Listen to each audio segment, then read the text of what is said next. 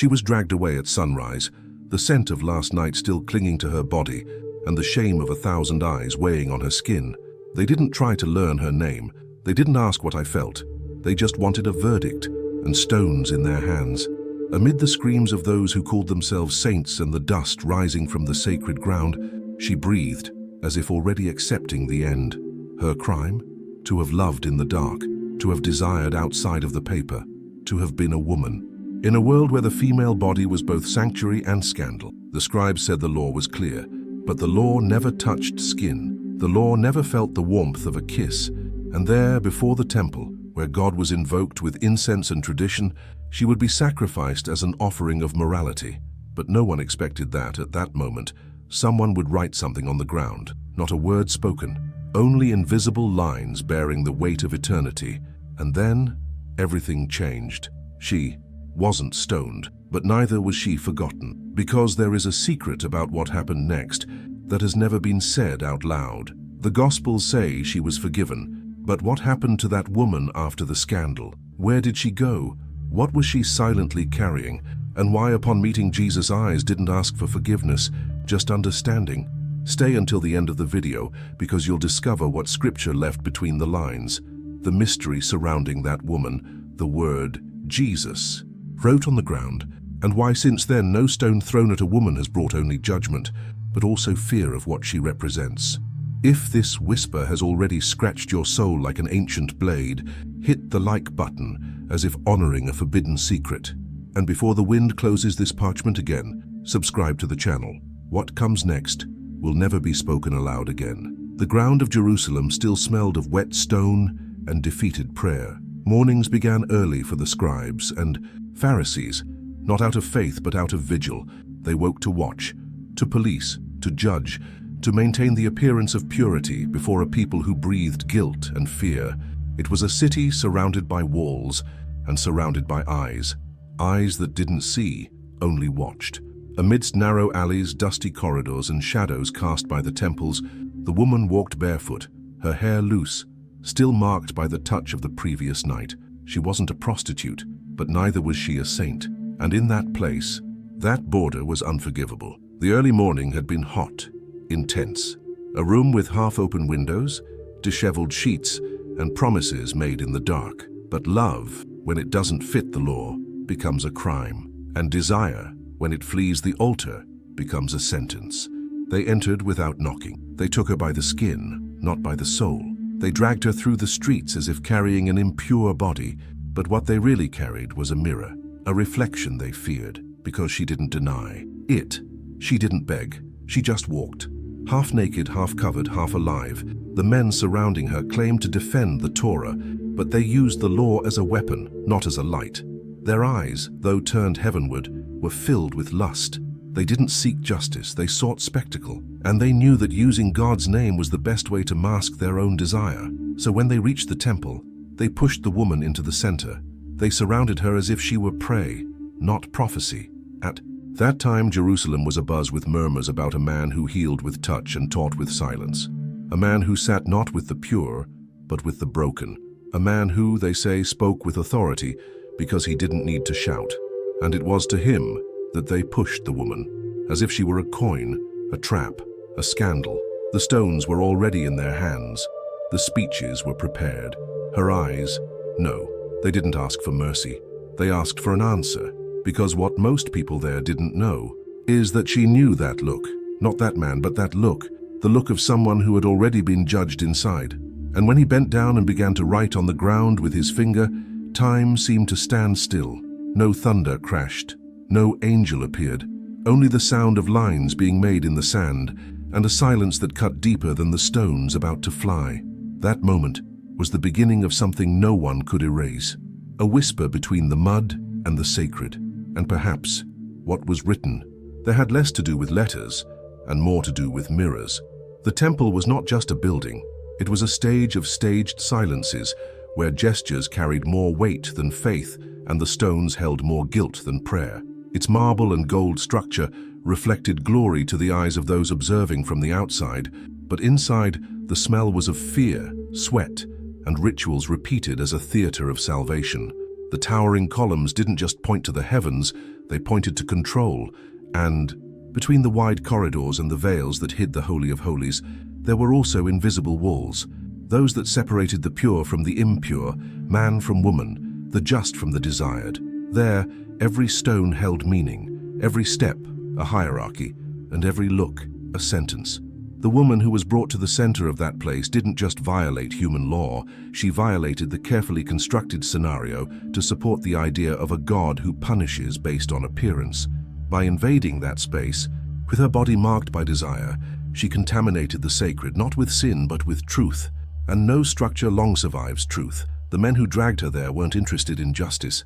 They wanted to preserve the temple as an idea, as a moral wall. They wanted to keep intact the architecture of power built on fear, shame, and blind obedience. Her presence, naked, fallen, her hair disheveled, and her chest heaving, was like an earthquake of flesh against a stone fortress. And what frightened them most wasn't the act itself. It was what she reminded them. That desire exists even among the anointed, that the body, even the most condemned, carries God in its folds. The temple, with its imposing staircases and adorned priests, served more as a spectacle than as a means of salvation. And it was in this setting that they wanted to see her stoned, in the center of staged sanctity. Because punishing desire is not enough. Punishment must be transformed into liturgy, turn blood into an offering, the moan into silence. But it was precisely there in the heart of this architecture of domination that Jesus bent down. He didn't shout, he didn't argue, he didn't defend. He simply bent down and touched the ground they so desperately tried to keep sacred and distant, he wrote. And in the act of writing, he redesigned the entire structure of the temple without moving a single stone. Because the truly sacred doesn't need walls to sustain itself. It exists where dust meets forgiveness. Where the body touched by desire is more altar than condemnation, and where power kneels before compassion. And perhaps that is why no architect has ever managed to rebuild the temple from the inside out. In Jerusalem, women were rarely heard, but they always observed, and between veils and rituals an invisible network of alliances was formed, unrecorded by genealogies, but deeply engraved in survival. In the world of men, power was public. In theirs, it was whispered. They learned to read desire in gestures, in prayer times, in the averted eyes of the teachers of the law. And they knew that, while the law commanded, it was the body that decided. The most cunning women didn't confront the temple. They danced around it. They knew the blind spots of holiness, the gaps in the rules, the silences between verses. While the men proclaimed the truth loudly, they manipulated it silently. And it was into this game that the adulterous woman fell, or perhaps was pushed. Tradition says she was caught in adultery, but no one asks with whom. No man was dragged along. No stone threatened the one who shared her bed. Because in the system of hidden alliances, some names are protected, and others sacrificial. She was offered as a test currency, an attempt to capture not only Jesus, but also the discomfort he caused to the male logic of power. Among the women of the people, what happened did not go unnoticed. It was not spoken aloud, but glances met at the fountains, in the markets, in the dark corners where more than food was cooked. They knew that the one dragged to the temple could have been any of them, the betrayed wife, the young woman marked by desire, the widow who dared to love again. Her name was unknown, because her face was a mirror, and that's why, even without stones in their hands, many watched in silence, because they knew that in that theater of judgment, any resistance would be mistaken for complicity, and the price of complicity was life itself. They had to choose silence or burial. Still, some didn't lower their eyes. Some knew that true adultery wasn't of the body, but of justice, and that those who sleep with power to keep structures alive also sell their soul in exchange for stability. They say her sin was love, but no one has ever explained why there was so much fear surrounding a desire that wasn't even given a name. And perhaps the silence of women of that time says more about the nature of justice than all the laws shouted by men with stones in their hands. Perhaps between those who watch in silence and those who love in secret lies the real question that Jerusalem never dared to answer. What if the perfume she wore said more than any prayer? Comment below. Which secret ritual do you believe carried more power? The sacred or the sensual? Before the stones, before the screams, before the eyes filled with fury, there was water. silent, flowing through female hands that learned, from an early age, that the body was both temple and trap. Every woman in Jerusalem carried in her womb not only the cycle of life, but also the secrets of invisible preparation. It wasn't just hygiene, it was silent liturgy. It was a ritual of survival. In the house where the adulterous woman slept, perhaps there was a jar of myrrh ointment, perhaps a pale veil folded precisely on a cold slab, perhaps perfumes brought from distant caravans, burning on the skin like smoldering embers. Purification was not a gesture of submission, but an act of dominance. They bathed for the men, but it was among themselves that they learned the true purpose of bathing. In the early hours of the morning, when the city still slept to the sound of chanted prayers, some women lit lamps and poured warm oil over their shoulders, letting it drip down their backs to the ground. Their hair was combed with fingers soaked in fragrance and psalms, as if each strand were a thread of history itself. It was at this moment that they remembered Esther, Bathsheba, the Shunammite woman. All used their skin as a veil, silence as a weapon, and presence as prophecy.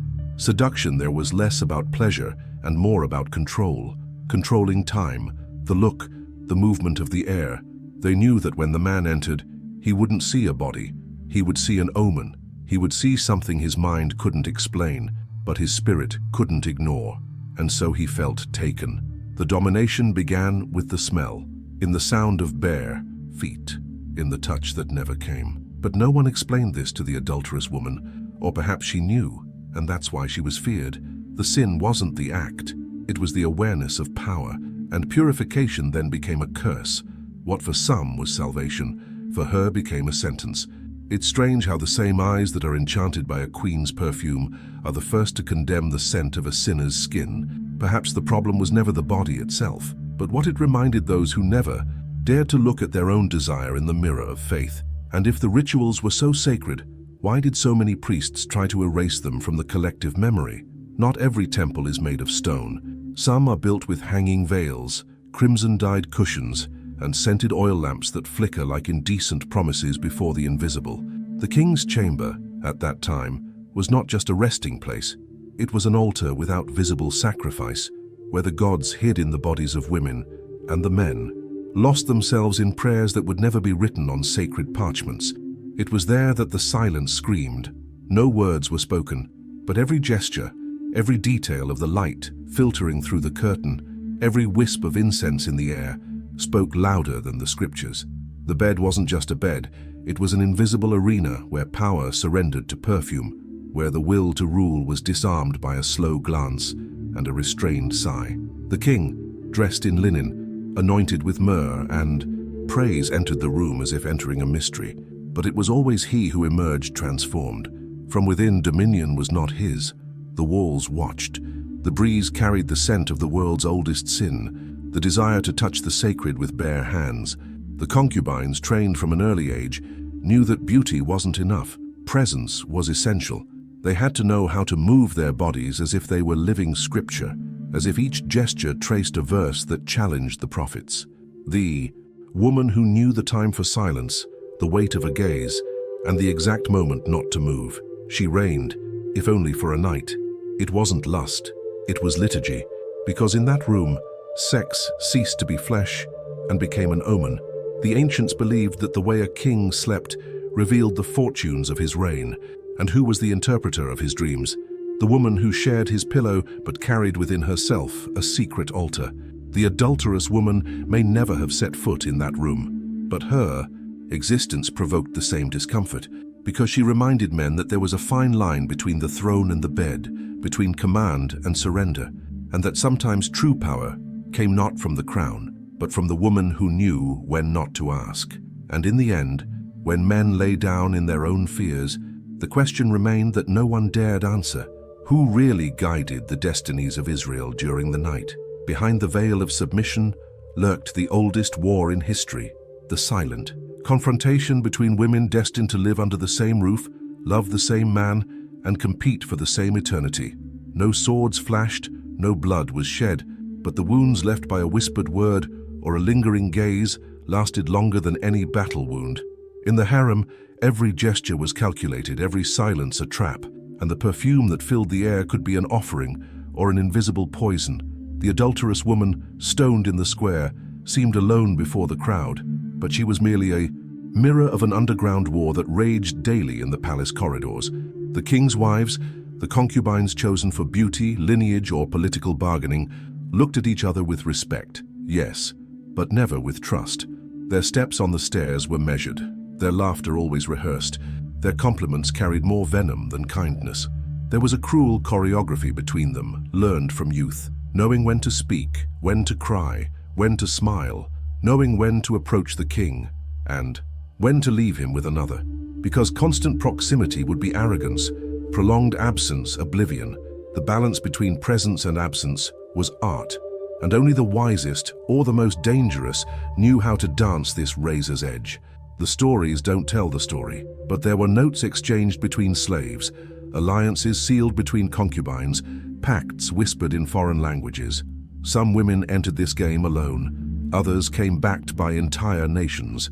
Behind a favored lover could lie the interests of an empire. Behind a growing belly, the threat of a changed succession. Children, when born, were more than heirs. They were flags planted in emotional and spiritual territories, and when one of them stumbled, the others didn't support her. They watched. Because in every sister's mistake there was an opportunity hidden, and in every hushed-up scandal, a piece that moved on the chessboard of power. The woman who was dragged to the city center before the leaders may have lost the public war. But how many others silently won nightly battles that would never be known? How many stones remained in the hands of those who also shared the same bed, the same roof, the same king? And in this dispute where no one declared victory, what hurt the most was realizing that the biggest battlefield was not the king's heart. It was the other woman's gaze in the mirror. In the womb of every woman in the palace, there was more than flesh and blood. There was a hidden throne. Each pregnancy was a silent gamble, a risky move in the invisible chess game of power. The king saw heirs, but the women, they saw destiny. A child born in silence could become the loudest echo in history, and each beat of that small, still-forming heart stirred alliances, jealousies, prayers, and strategies. The harem knew the truth men ignored, that the future was gestated in the wombs of the forgotten, and the forgotten knew how to be reborn. Some used secret ointments, others counted the days as if reading prophecies. Pregnancy was no accident, it was a personal prophecy. A fertile womb was the only crown a concubine could wear without arousing suspicion, but it was also her most guarded burden. The dispute between women didn't end when one of them caught the king's fancy. It began, in fact, when her body began to change. It was at that moment that time began to move faster, and the poison began to circulate more slowly. Fruits offered, balms shared, exotic aromas, all could be a blessing or a sentence. Pregnancy brought light, but it also attracted shadows, and in every smile that celebrated a new child, there was a hidden look searching for signs of weakness. Children were born wrapped in cloaks that weren't just silk, they were filled with expectation. They were watched over by prophets, touched by priests, and watched over by other women. Some were given names that carried promises. Others were born nameless, waiting for time to give them one. But all carried the weight of the place they would occupy in eternity. There was no innocent cradle within the palace, only sacred chessboards where the gods played politics. Mothers shaped their sons not with iron, but with words. They knew exactly what they said, what they hid, what they showed the king. A mother didn't need to shout. All her son had to do was recite the right phrase at the right time. The king listened to his heir, but it was the woman's voice that shaped him, echoing behind him. Motherhood, in that world, was the most effective disguise for manipulation, and there were also those who couldn't bear children, and these were even more dangerous, because every childless woman needed to bear something else: influence, secrecy, prophecy. And some became the most feared advisors, the owners of the sharpest words, the hands that didn't rock cradles, but pushed destinies.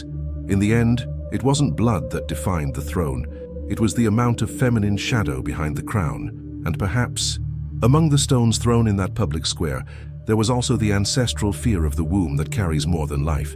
It carries destiny. The cradles rocked. But what rocked destiny was the mother's gaze. Who truly shaped the future of the kingdom, the king, or the womb that bore his heirs?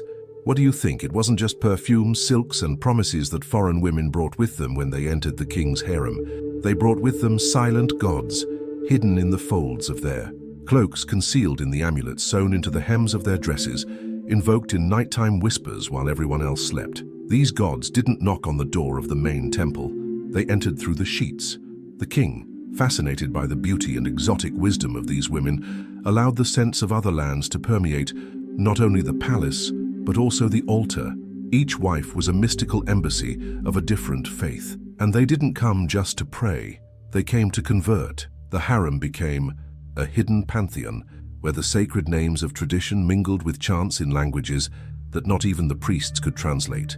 Makeshift altars sprang up in fragrant rooms, hidden behind linen curtains and surrounded by reflecting pools.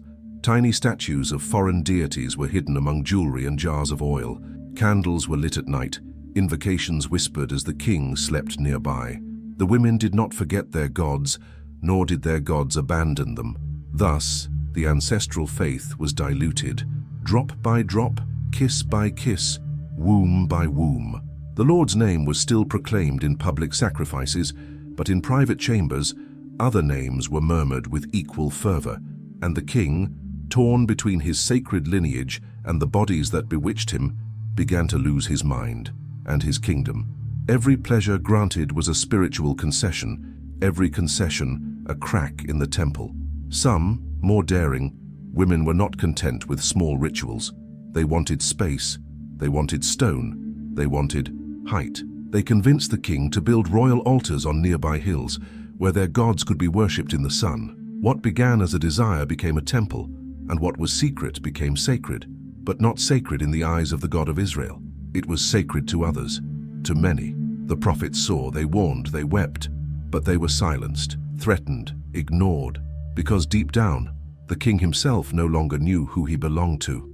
And perhaps, I no longer wanted to know. The palace became a Babel, not of languages, but of spirits. The confusion wasn't audible, it was spiritual, and each new altar the women built was a veiled sentence against the future. But the people noticed. Silently, they began to suspect. And among the servants and the widows, among the poor and the children of the desert, the murmur grew. How could a king serve so many gods and protect only one people? On every street, a question became the seed of insurrection. And perhaps, as you recall the story of these women, you will realize that what we now call heresy was born of a passion that no one dared to interrupt. At first, it seemed like just a whisper, a faint shudder among cedar columns, a delay in the sacrifices, a priest retreating silently, his eyes lowered, his mouth sealed. But every collapse begins this way, not with a crash, but with a different scent lingering in the air. The kingdom, once firm as a wall built on divine promises, began to crack at its invisible foundations. The temple, already invaded by desires disguised as offerings, trembled not on the outside, but burned within. And each woman, with her hidden gods and ritualistic seductions, dug deeper the chasm between the throne and the altar. The king, once wise, now walked in a daze. His decisions were soft as musk, fickle as silk in the wind. His eyes, which had once read the scriptures with awe, now sought signs in the outlines of bodies. And every decree he signed, every judgment he issued, carried an echo of delirium, a desire masked by justice. The people began to speak, first in murmurs, then in anguished prayers. The widows, once sustained by royal justice, now wandered the streets with dark eyes and counted loaves. The Levites, once respected, no longer knew if they were being heard, and the sound of the nocturnal flutes that lulled the king drowned out the trumpets of sacred vigilance. But it wasn't just faith that crumbled. It was peace. Neighboring kingdoms began to probe. Borders became fragile, treaties broke, and the alliances of old, forged in honor, were now sold for a touch, a dowry, a whisper.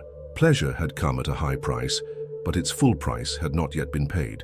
It was at this time that a woman of the people, young, widowed, forgotten, climbed the mountain and cried out to heaven with the voice of 1,000 silent prophets. She didn't ask for gold nor justice. She asked for truth, and in that instant, as if in an echo of ages past, the sky seemed to tremble. Because when a woman who has been forgotten remembers to pray, all heaven bows. And perhaps this is the moment when the true price of pleasure is realized. It lies not in baths or kisses, but in the invisible erosion of a people's soul. The fall was not caused by a single sin. It was made of small concessions, of desires swallowed in silence, of temples that closed not for lack of faith, but for excessive surrender. The fall began in the mirror and ended at the altar. But what if the reflection is still among us, waiting for eyes to recognize it? Some look at the present and see only progress. Others see the same mistakes from other times. They called her an adulteress, others impure. None of them, however, dared call her by name. She was not inscribed in the scrolls of great deeds, nor was her genealogy celebrated in the songs of the tribes. But there, in the center of a circle of stones and eyes hungry for justice, she remained, alone, stripped of everything, except dignity. And when the crowd raised their arms to cast the first stone, the silence of the sky took the breath away. That woman was no ordinary prostitute. She was the daughter of a forgotten lineage. She had the eyes of an ancestor and a womb of promise. The night before she was stoned, she dreamed of a boy running through the vineyards, laughing with a staff in his hand, while men discussed genealogies in the background. It was her son, her blood, an echo of what would come after the pain, because what no one knew, what not even holy men dared to admit, was that that woman was pregnant. Pregnant with the blood that would change history. Pregnant with a child who would not bear the name of a scandal, but of a covenant. The stone did not fall. The cry did not come. Time stood still, and a shadow moved among those present, as if the spirit itself stood between sin and punishment. She was spared, not by merit, but by design, and this purpose spanned generations, ignited thrones, and dissolved priesthoods, because from it sprang a lineage, and from this lineage many years later would come the one who would enter the temple not as a king, but as a lamb. The woman stoned for lust was, in fact, the guardian of the seed of redemption. This is the secret never revealed, the sacred mystery that censorship erased. She was not only forgiven, she was chosen. Her pain became a door, her womb became a verb, and the blood that was almost spilled became salvation. In the end, desire wasn't the end of her. It was the beginning of our story. What if the name that time tried to bury is actually the key to what keeps us standing? If the entire genealogy of faith was built on stones that were never laid, what else was hidden behind the silence of the crowd? If the stones that were thrown could speak, perhaps they would confess that sin is not always in the bodies, but in the eyes of those who judge. Today, you didn't just hear echoes of pain, you heard the whisper of those who dared to love even at the price of blood. If something inside you trembled, if an image, a name, or an old scar was lit, leave your like as if lighting a lamp before a forgotten altar, and subscribe to the channel, because there are more veils to be lifted, and the story that is now emerging on the screen, she has a denser silence, a more hidden desire, and a price that perhaps not even time can erase. Only move forward if you are ready for what comes after the stoning.